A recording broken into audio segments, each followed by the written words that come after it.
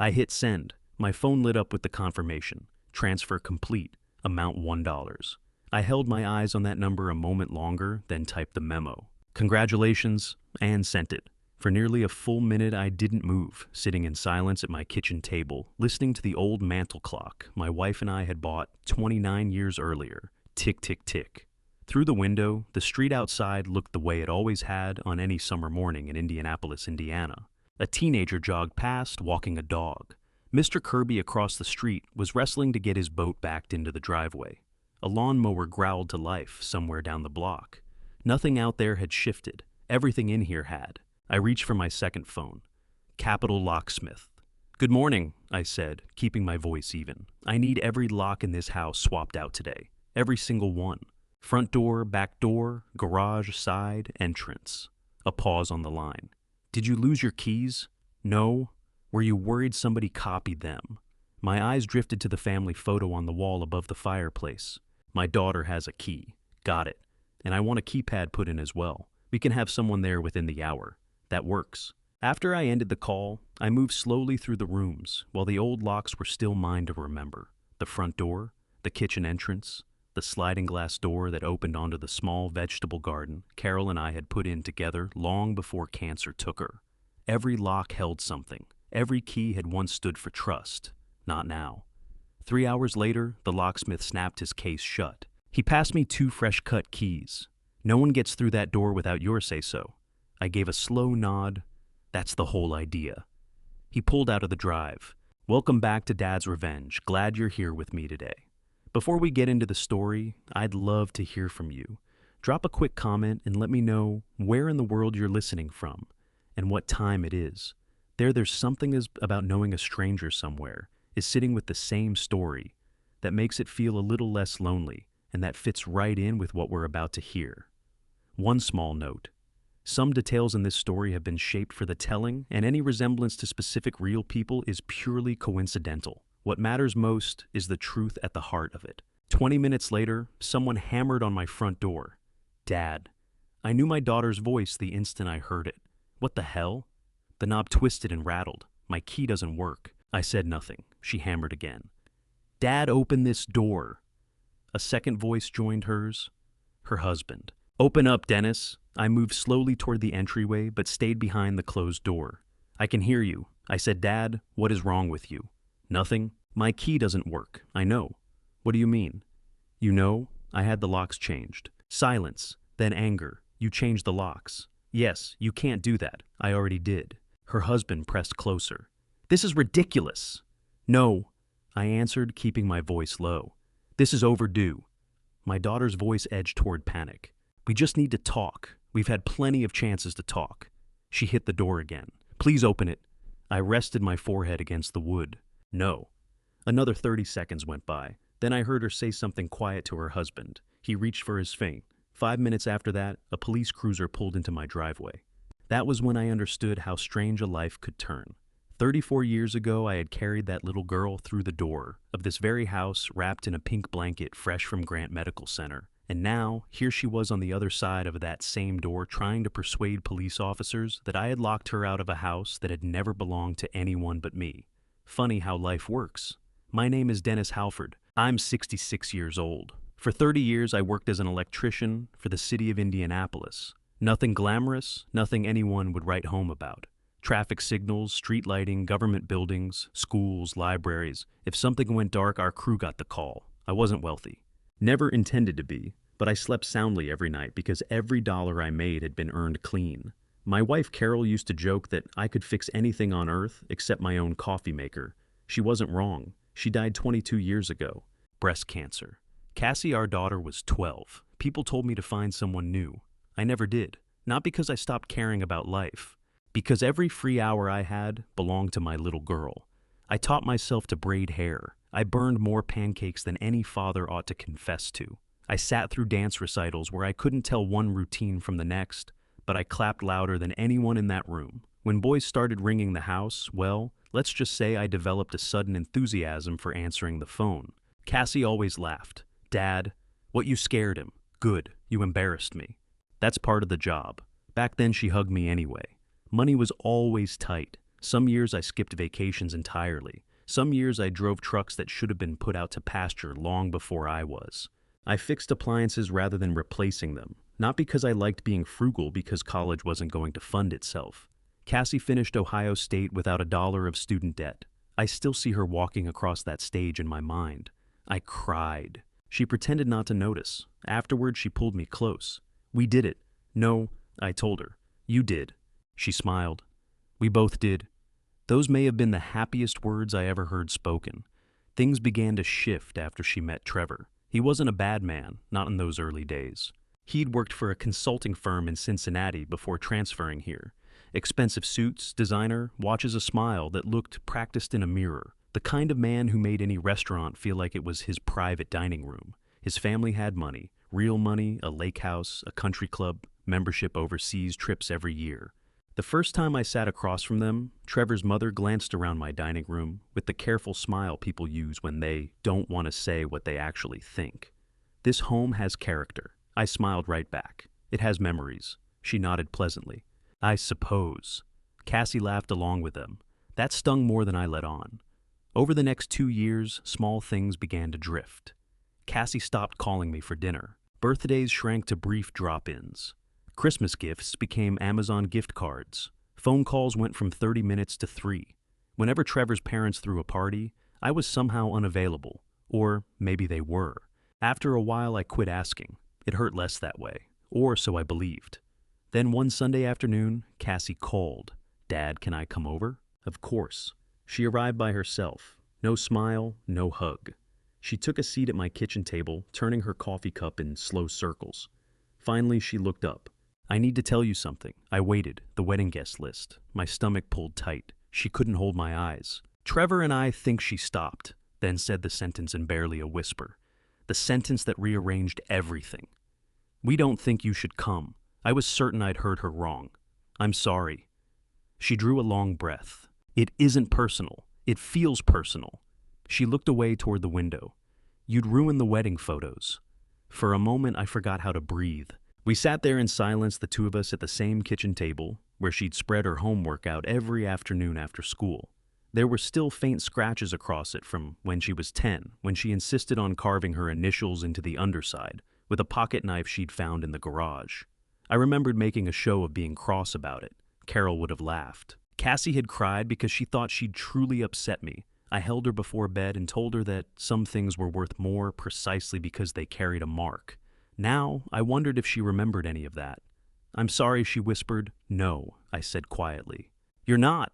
Her gaze dropped to the mug between her hands. "I am." "Then give me the truth." I did. "No?" I settled back in my chair. "You gave me the polished version." She pressed a hand to her forehead. "Dad, don't try to protect me from it. I can take the truth far better than I can take excuses." She breathed in slowly, then let it out.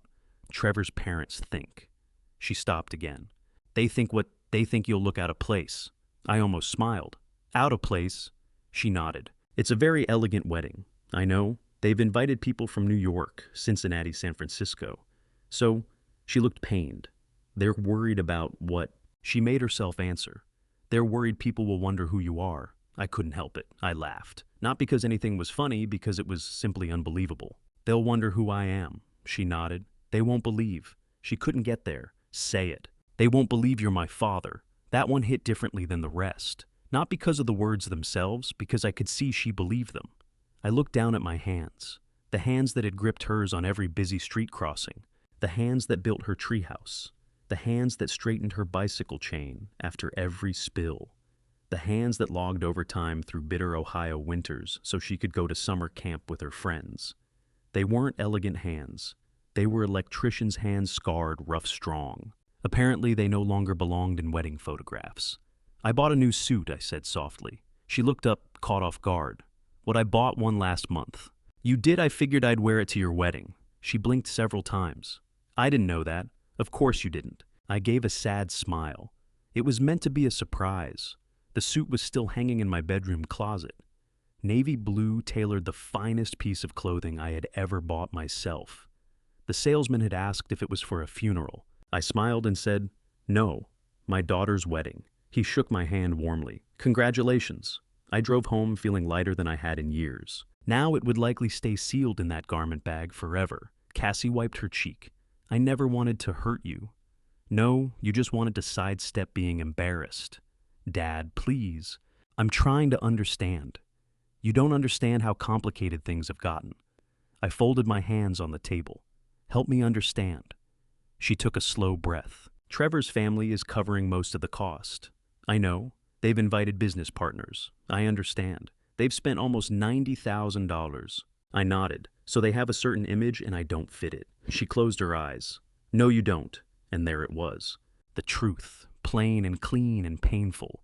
I rose and moved to the window, looking out over the backyard. The old maple was still standing out there. Cassie used to scale it every Saturday morning. One summer, she'd slipped from the lowest branch and scraped both knees raw.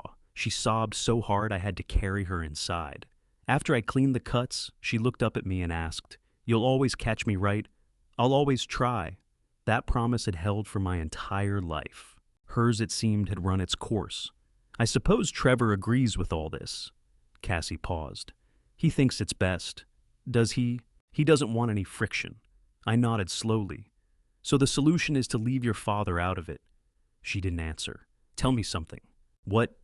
If your mother were still here, Cassie started crying immediately. Please don't. Would she be invited? That's different. Why? Because Mom. She stopped. I turned from the window. Because Mom would have looked better in the photographs. She covered her face. Dad. I crossed the room and laid my hand gently on her shoulder. You don't have to explain any further. I already understand. She looked up at me with something close to hope. You're not angry. I thought about it for a moment. No, that surprised her. I'm heartbroken, but I'm not angry. She reached over and took my hand. I'm still your daughter. You always will be. Can we move past this? I smiled. That's entirely up to you. She frowned. What does that mean? It means someday you'll have children of your own. She looked uncertain. And one day they'll show you how every choice echoes further than you ever imagined. Before she left, she paused in the hallway. I hope you'll understand someday. I nodded.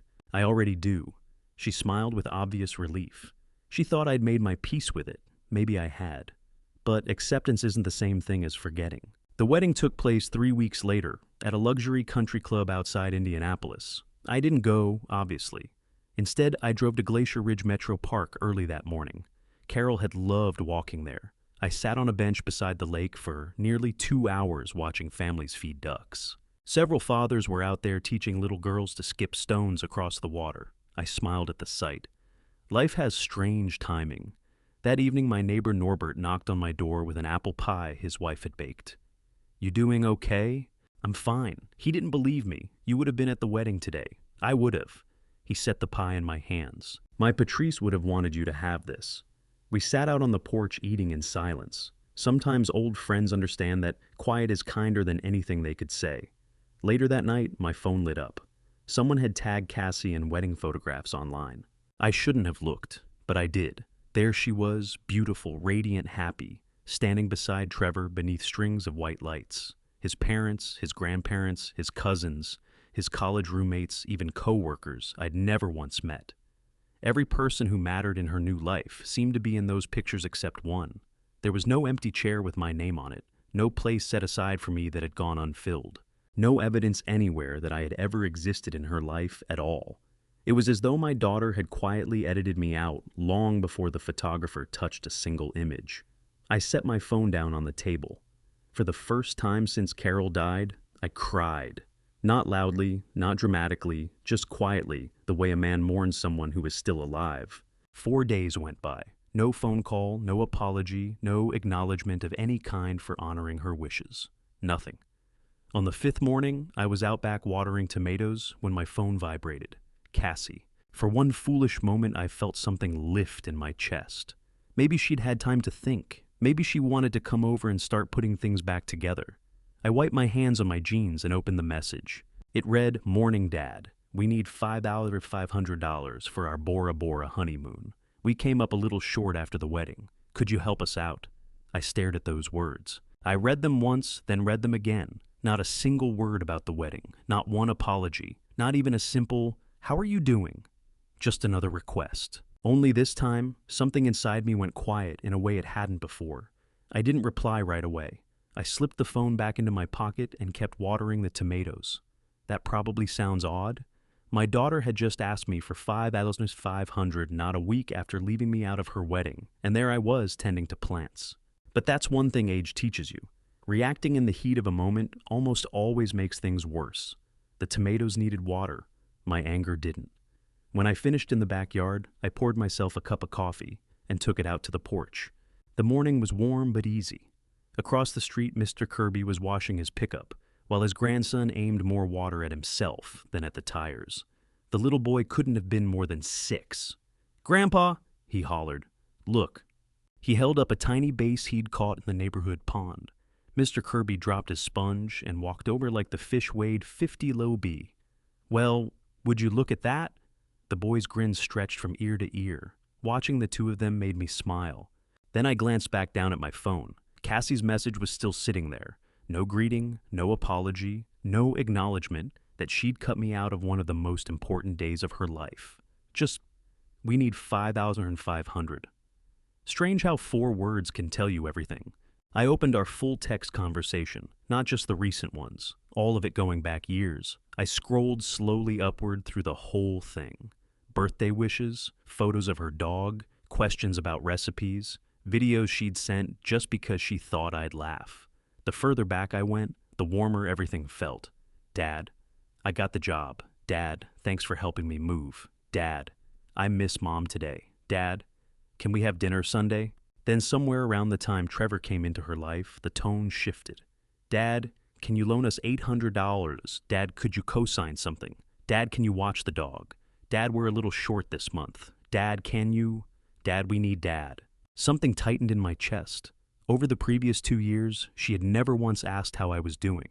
Not once. Somewhere along the way, I had stopped being her father and become something else entirely, a resource, a backup account, a safety net she could pull whenever things got tight.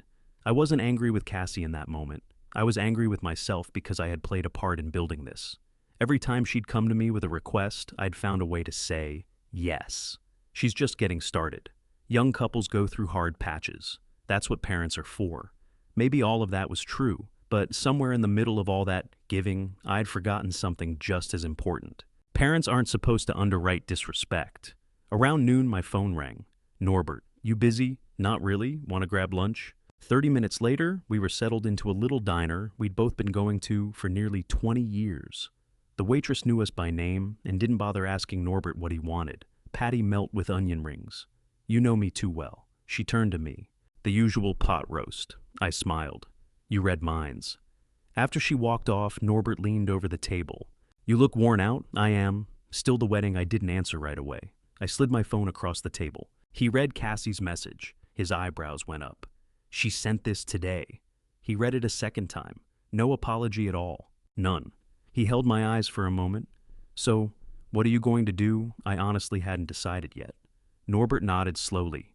"You know what my dad always used to say? What if people only remember your number when they need money, they're not calling because they miss you?" He let that sit. That sentence stayed with me the rest of the afternoon.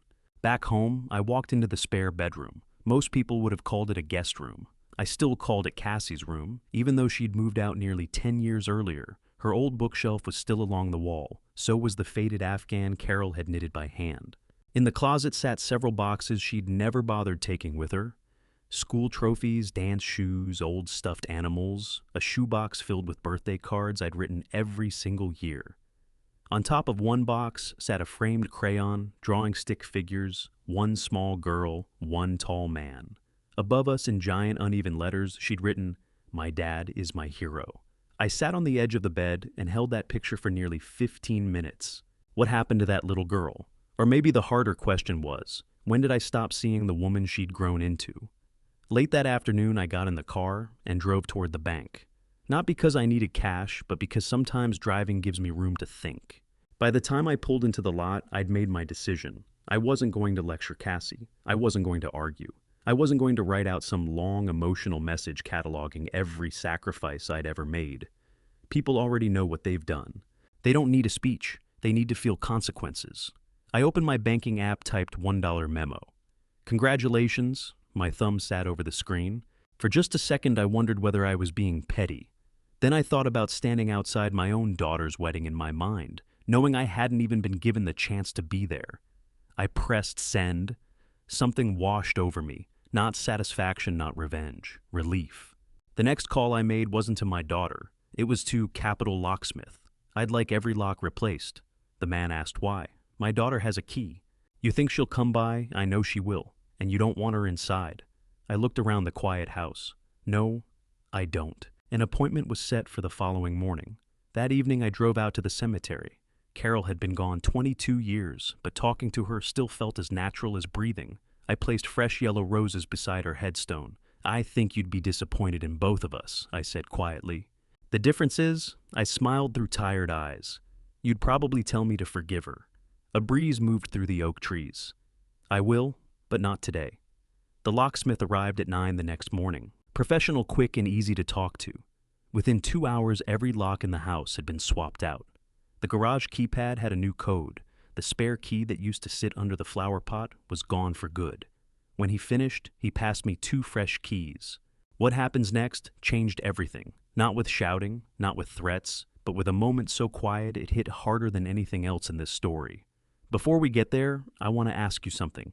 If someone you loved made you feel invisible, would you hold out and wait for them to come around on their own? Or would you find a way to draw the line yourself? You're all set.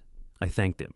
After he drove off, I stood in the front hallway for a moment. For the first time in years, the house genuinely felt like mine. Not because I'd shut my daughter out, but because I'd finally stopped holding the door open to being taken for granted. At exactly 2:17 that afternoon, my doorbell camera chimed. Someone was standing on my porch, Cassie, and beside her, Trevor. Cassie smiled as though nothing had happened. Then she reached into her purse, pulled out her old house key, and pressed it into the lock. Nothing moved. She frowned and tried again. Still nothing. She looked up at the camera. Dad. A few seconds later, the pounding started. It grew louder. Dad! Cassie's voice carried across the quiet street. I know you're in there. I stood just inside the foyer, one hand resting on the new doorknob. The fresh brass lock caught the afternoon light coming through the side window. Funny, a $200 lock suddenly seemed worth more than every expensive decoration at that wedding. Trevor pounded next. Dennis, I know you can hear us. I can, I answered from behind the closed door. The pounding stopped. Cassie sounded hopeful. Then open the door. No. Quiet. What I said, no. Dad, stop acting like this. I'm not acting. She rattled the doorknob again. My key doesn't work. I know, you changed the locks. Yes. Why would you do that? I drew a slow breath. Because they belong to a different chapter of my life. Trevor moved closer to the door. This is ridiculous. No. I kept my voice level. This is called setting boundaries. Cassie let out a nervous laugh. Dad, seriously, we're family. I let my eyes close for a second. Family. Interesting word. It hadn't seemed to carry much weight when they settled on the wedding guest list. Not that long ago, I said I apparently didn't fit the image of your family. So, why does family suddenly matter today? Neither of them said anything. Cassie tried a gentler tone. We just came to talk. You've had plenty of chances for that. I wanted to explain. You already explained. No, I mean... She exhaled. I've been thinking about it. I'm sure you have. We shouldn't have handled things the way we did. That was the closest she'd come to an apology, but it still wasn't one. I appreciate that. She sounded encouraged. So, can we come inside? No, just for a few minutes. No. Trevor's patience gave out. This is childish. I smiled to myself. I was thinking the same thing. You sent us $1. Yes. What was that supposed to mean? It meant congratulations. You know exactly what you were doing. I do. Cassie cut in before the exchange could escalate further. Dad, we really need that money. And there it was. Not, I'm sorry. Not, I miss you. Not, I love you. Money. Always back to money. I unlatched the small side window beside the front door and eased it open just enough to have a conversation. Cassie looked worn out. The brightness from those wedding photographs was nowhere to be found. Dark circles sat beneath her eyes. Trevor looked more irritated than anything else. Dad, she started. The honeymoon isn't fully paid for.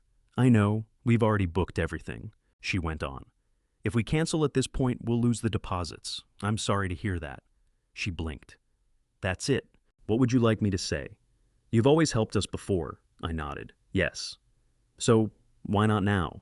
Because helping someone and enabling someone aren't the same thing. She frowned. I don't understand what you mean. I know? Trevor crossed his arms. Let's stop pretending this is really about money. It isn't, I agreed. It's because you're upset about the wedding. I'm heartbroken about the wedding. Same difference. No? I shook my head. Very different things. He looked uncertain. If I were simply upset, time would take care of it. I looked straight at Cassie. But your decision told me something. What you were ashamed of me. Cassie pushed back immediately. I wasn't ashamed. You said I'd ruin the photographs. She stopped. You didn't say I'd cause a scene. You didn't say I might drink too much. You didn't say I'd offend Trevor's parents. You said I'd ruin the pictures. She looked away. Because of how I looked. Her silence said the rest. I quietly shut the little window, not to end things, but because there was nothing left to say. Seconds later, Trevor slammed his palm flat against the door. This is unbelievable. He pulled out his phone. If you won't listen to reason, maybe you'll listen to the police. Cassie looked alarmed. Trevor, no. He can't lock us out like this. I almost laughed. He genuinely believed that. 5 minutes later, an Indianapolis police cruiser rounded onto my street. 2 officers stepped out, a man and a woman. Both looked experienced enough to size up a family dispute before a single word was spoken. The male officer approached Trevor first. What's going on? Trevor gestured toward the house. My father-in-law locked us out. The officer glanced over. Do you live here? No. Does your wife Cassie hesitated? No. The officer looked mildly puzzled. So, who owns the property? Trevor pointed at the front door. He does. The officer blinked once and looked back at him. I'm sorry. Can you help me understand why we're here? A quiet knock came at my door. I opened it. Just a few inches. The female officer smiled pleasantly. Good afternoon, sir. Afternoon. I'm Officer Reardon. We got a call, I assumed. She glanced past me. Mind if I ask a few questions? Of course not. Do these 2 live here? No. Do they have permission to enter? Not anymore. She nodded. Did they previously have keys? My daughter did. And you changed the locks this morning. Why? I answered plainly. Because I no longer want anyone coming into my home without my say-so. She didn't reach for her notepad. She simply nodded. May I ask whether anyone has made any threats today? No. Any physical contact? No. She smiled politely. Thank you. The 2 officers stepped to the side and spoke quietly together for under a minute. Then Officer Reardon walked back toward Cassie. I'm sorry, but your father hasn't done anything unlawful. Cassie looked like I'd pulled the ground out from under her. But I've always had a key. That doesn't establish residency. Trevor stepped in. But she's his daughter. Officer Reardon nodded. I understand that. But being someone's adult child doesn't grant you the legal right to enter their home, the male officer added gently. When a homeowner withdraws permission and changes the locks, that's generally within his rights. Trevor's face went red. So that's it. We're just supposed to leave. If he's asking you to leave his property, yes. Cassie looked as though someone had emptied her of air. She turned toward me. So you really don't want me here? I met her eyes. I didn't say that. You just proved it. No. I kept my voice low enough that only she could hear. You proved something first. A tear slid down her face. For the first time since the wedding, I saw genuine pain in her eyes. Not because she hadn't gotten what she wanted, but because maybe for the first time she understood that choices leave marks. Before climbing back into the cruiser, Officer Reardon came over to me. In barely more than a whisper, she said, My father stopped speaking to me for 3 years. I looked at her. I was 25. I thought I had it all figured out. She smiled, a sad one. I wish someone had shown me sooner that parents have hearts too. She touched the brim of her hat. I hope things work out for you. So do I. Cassie and Trevor walked back to their SUV without a word between them. She got in and didn't look back. He started the engine. The vehicle pulled away. I stood on the porch and watched until it turned the corner. The neighborhood settled back into its usual pace. Kids rode their bikes down the street. Someone walked a black Labrador. A delivery truck idled 2 houses down. Life went on. So did I. Or I wanted to believe that anyway. That evening I sat alone on the back patio and watched the sun sink behind the maple tree. The silence didn't feel lonely anymore. It felt honest. For the first time in a long while, I wasn't sitting there waiting for my phone to ring with another ask. I wasn't wondering if I'd done enough. I wasn't trying to earn my place in my own daughter's life. If she wanted me there someday, she would have to show up as my daughter, not as someone visiting a bank. 3 weeks went by. No calls, no texts, no messages of any kind. Then one rainy Thursday evening, someone tapped gently at my front door. Not pounding, not demanding, just a knock. When I looked through the peephole, it wasn't Cassie. It was someone I never expected to find on my porch. I opened the door, braced for another argument. Instead, it was Trevor's father standing there. His name was Stuart Glenning. We'd crossed paths only twice before. Once at Cassie's engagement dinner, and once briefly after the wedding rehearsal. The rehearsal dinner I hadn't been invited to, though I'd seen photographs afterward. He looked different from those occasions, less put together. His expensive navy blazer was rumpled, and dark circles had settled under his eyes. "Mr. Halford," he said quietly. "I hope I'm not intruding." I stepped back. "Come in." He walked in slowly, taking in the room. "It feels comfortable in here." I smiled. "My wife always said a house ought to look lived in." He nodded. "Mine would have said the same." That caught me off guard. Somehow, I'd always pictured him and his wife as people who agreed on everything. Apparently not. I poured 2 cups of coffee. For a few minutes, we talked about nothing that mattered. The weather, traffic, the Ohio State Buckeyes. Eventually, Stuart set his cup down. "I owe you an apology." I looked at him. "For what?" "For letting my family shape your daughter's decision." I didn't interrupt. I should have spoken up sooner. You knew. He nodded. My wife became consumed with appearances. He let out a slow breath. The guest list, the flowers, the seating chart, the photographs. His eyes dropped, especially the photographs. He pressed a hand to his forehead. I told her it wasn't worth hurting people over. What did she say? She said guests would forget the food. They'd forget the music, but they'd always remember the pictures. I couldn't help it.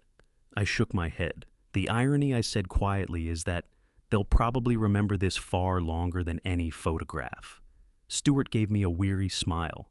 "I think you're right about that." He rose to leave. Near the front door, he paused and turned. "Cassie loves you." I didn't say anything. She made a serious mistake. I know, but sometimes people get so focused on fitting into someone else's world that they lose sight of their own. He put out his hand. "I'm sorry, I took it. So am I." After he left, I stood in the doorway for a long while. His apology didn't undo what had happened, but it reminded me that not everyone in Trevor's family was without heart. Sometimes the loudest voices simply crowd out the wiser ones. A month went by. Life settled into a quieter rhythm.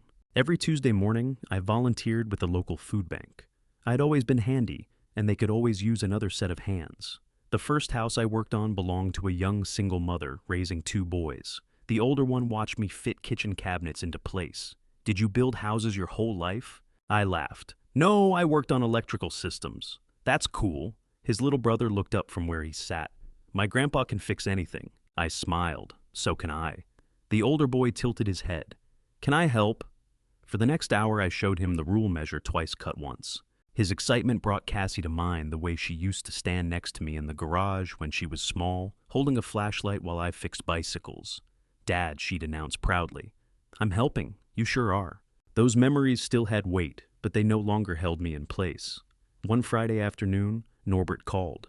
"You heard what Cassie and Trevor canceled the honeymoon." I leaned back in my chair. No, I hadn't. Patrice ran into Cassie at the grocery store. "What happened?" "They couldn't cover it." I didn't say anything. Norbert went on. "Apparently the wedding blew way past the budget." "I see. They lost the Bora Bora reservation." I thanked him and hung up. Then I just sat there quietly. I wasn't satisfied. That surprised me. A month earlier, part of me might have felt like I'd been proven right. Instead, I only felt sad. Nobody comes out ahead when families come apart. Over the weeks that followed, word reached me through mutual friends. Trevor's company had gone through a major restructuring. The performance bonus he'd been counting on never materialized.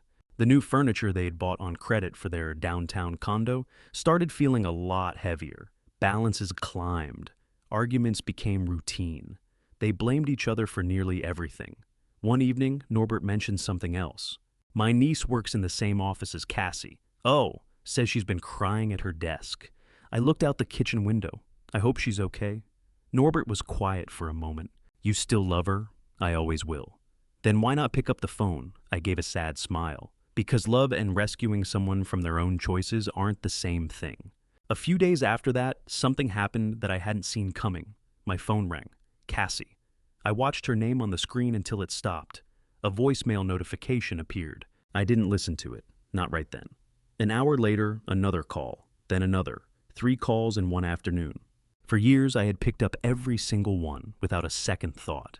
This time, I held off not to punish her, but to be sure I wasn't about to act out of guilt. That night, I finally played the message. Dad. Her voice sounded hollow with exhaustion. I know you probably don't want to hear from me. A long pause. I found something today. Her voice broke. I was going through some boxes at your house. She caught herself. I mean my old boxes. Another long silence. I found Mom's journals. That stopped me cold. Carol had kept journals for years. After she passed, I'd packed them away. I hadn't been able to face them. Cassie kept going. There were letters inside, addressed to me. I closed my eyes. Carol had never told me about any letters. I hadn't known they existed. Cassie was crying openly by this point. One of them said, she struggled to get through it. If your father ever seems too protective, remember that he's trying to do the work of 2 parents with 1 broken heart. My own eyes started to sting. She read on. Your father will never be perfect, but no one will ever love you more faithfully. The voicemail ended in quiet sobbing. No request for money, no explanations, just tears. I sat in my living room holding the phone. For the first time since the wedding, I let myself believe that my daughter might genuinely understand what she'd done. Not because I had changed the locks. Not because the police had come. Not because the honeymoon was canceled. Because her mother's words had found a place my anger never could reach. 3 evenings later, just after sunset, the doorbell rang. No hammering, no raised voices, no demands. I looked through the peephole. Cassie stood there alone. No designer bag, no expensive jewelry, no perfectly put-together hair. She looked worn down, almost fragile. When I opened the door, she didn't try to push past me. She just stood on the porch holding a small cardboard box. I brought something, she whispered. What is it? She looked down. Everything you ever gave me. I could already see inside the box, the spare house key, the credit card I'd kept her on for emergencies, the garage opener, even the old family cell phone I'd been paying for years. Then she raised her eyes. They were swollen from crying. I don't want your money anymore. Another tear ran down her face. I just want my dad back. For the first time in weeks, I had no words ready. For a long moment, neither of us moved. Cassie stood on my porch clutching that cardboard box as if it weighed 100 lb. I looked inside once more, the house key, the garage remote, the emergency credit card I'd pressed on her years ago, a spare key to my old pickup, even the small laminated library card I'd helped her get when she was 8. She hadn't simply returned objects. She had returned every privilege she'd quietly taken for granted. I don't want your money anymore, she said again. I just want my dad back. I swallowed hard. Come inside. She hesitated. I could read what she was thinking. I know what you thought. I moved aside. But you don't have to stand on the porch. She stepped in slowly, the way a stranger might enter an unfamiliar house. Maybe that's what she was. Maybe we both were. We sat down at the kitchen table, the same table where she'd told me I wasn't welcome at her wedding. The same table where Carol had helped her work through multiplication tables. The same table where we'd marked birthdays, report cards, first jobs, and more Tuesday dinners than I could count. So much life had been lived around that table, and we'd very nearly lost each other sitting right there at it. I poured 2 cups of coffee. Cassie wrapped both hands around hers, but didn't drink. I'm sorry, she said. I waited not to make her squirm, but because I wanted to hear everything she'd come to say. She looked down. No, she shook her head. Sorry isn't enough. It isn't, I know. A tear hit the table. I became someone Mom would have been ashamed of. I didn't fill the silence. She went on. When Trevor proposed, I felt like I had finally arrived somewhere. What do you mean by that? I kept measuring my life against everyone else's. The perfect house, the perfect wedding, the perfect photographs. She laughed a bitter sound. I spent so much energy trying to impress people who barely knew my name that I shoved aside the one person who had loved me before I had a single thing to show for myself. She reached into her purse and drew out a single folded sheet of paper. I brought this. It was one of Carol's letters. The creases were soft from being opened so many times over the past few weeks. Cassie held it out to me. I've read it every day. I unfolded it carefully. Carol's handwriting hadn't changed in 22 years. She had written, if you're reading this, it means I'm no longer there to remind you of something important. Never judge people by what they wear, what they earn, or what others think of them. Measure them by who stays beside you when life gets hard. If you ever have to choose between protecting someone's pride and protecting your father's heart, choose your father. I stopped reading. My eyes had gone too blurry to continue. Cassie quietly said, the last line from memory, because no photograph will ever love you back. The room went still. Carol had written those words long before Cassie ever met Trevor. And yet, somehow she had seen this coming. I'm not here to put this all on Trevor, Cassie said after a while. He made mistakes, so did I. I could have said no. I could have insisted you be there. I didn't. She dabbed at her eyes. That one's on me. I nodded slowly. Thank you. That caught her off guard. For what? For not laying this at everyone else's feet. The easier path would have been to do exactly that. It usually is. Her eyes moved around the room. Something's changed in here. Yes. You redecorated? I shook my head. No, I quit waiting. She frowned at that. What do you mean? For years I did nothing but wait for phone calls, for invitations to feel like I mattered to somebody. Once I let all that go, I started living again. I told her about the local food bank, the little boys learning to read, a tape measure, Norbert and Patrice, the stillness of the garden, mornings, the evenings Carol and I had once talked about sharing, but never quite got to. Cassie listened the whole way through. I missed all of that. You did. I'm sorry, I know. A few days on, Trevor called. Part of me nearly let it ring. Almost Mr. Halford. It's Dennis. Long pause. I owe you an apology. You do? I was arrogant. Yes. I figured success meant impressing people. It doesn't. I pushed Cassie to put too much stock in appearances. I should have shielded her from that way of thinking. What struck me was that he used I, not we. Owning it matters. I'm working on being a better husband. I hope so. And a better son-in-law. I smiled at that. That title isn't handed to you. I know. I'll learn it. We'll see. It wasn't forgiveness. It was a first step. That Sunday, Cassie asked if I'd come to the cemetery with her. The two of us stood at Carol's grave with fresh yellow roses. Cassie knelt first. I'm sorry, Mom, she wept, not holding back. I lost sight of what you tried to teach me. I laid my hand gently on her shoulder. I think she'd be glad you're finding your way back to it. Heading home, Cassie asked if we could stop somewhere. Not a restaurant, she wanted the old neighborhood park. The playground had been redone. Newer swings, new benches. But one thing was still there, the big oak tree where I'd taught her to ride a bicycle. She laughed through her tears. I fell 6 times. 7. You counted. I counted everything. You always climb back on. She smiled. I guess I'm trying again. So am I. Several months went by. We didn't suddenly become the perfect family. Trust doesn't come back overnight. It comes in quietly. One honest exchange at a time. Cassie started showing up every Wednesday evening for dinner. Trevor came sometimes. Other times he didn't. Nobody forced conversation. Nobody pretended the past hadn't happened. We just talked honestly about work, about mistakes, about Carol, about life. One afternoon, Cassie handed me a wrapped package. Inside was a framed photograph, not from the wedding, not taken by any professional. A picture I'd completely forgotten. Me kneeling next to an 8-year-old Cassie in our driveway, the two of us fixing her bicycle, both covered in grease, both laughing. On the back she'd written, "This is the family picture I should have been proud of all along." I don't mind admitting that I cried. Happy tears this time. Looking back now, people sometimes ask whether sending $1 was petty. They're wrong. The dollar wasn't revenge. Changing the locks wasn't revenge. Those were boundaries. Real revenge would have been spending the rest of my life trying to make my daughter suffer. If you've stayed with me all the way to the end, I'm grateful. Truly. Looking back on this story, what strikes me most is how long Dennis carried the weight of being overlooked, and how much it cost him before he finally set it down.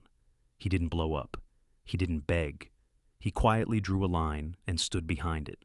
I believe God put certain moments in front of us, not to punish us, but to show us exactly what we're worth and what we should stop accepting. Dennis found that out the hard way, but he found it. Here's what this story taught me, and I hope it stays with you too. First, your presence in someone's life is not a given, if they treat it like one that tells you something important. Second, when words stop working, let your actions speak calmly, clearly, and without apology. Third, forgiveness is not the same as forgetting. You can love someone and still refuse to be taken for granted. Fourth, the family picture worth being proud of is rarely the polished one. It's the one where both of you are covered in grease and laughing anyway. This is the kind of story I think about when I hear the words "dad's revenge," because real revenge isn't cruelty. It's reclaiming your dignity and letting the truth do its work. If this family revenge story moved, you share it with someone who might need to hear it today. And if you haven't already subscribed to Dad's Revenge, there are more stories like this one waiting for you. Leave me a comment below. Tell me what you took from this. I read everyone. Thank you for being here. Take good care of yourself, and I'll see you in the next one.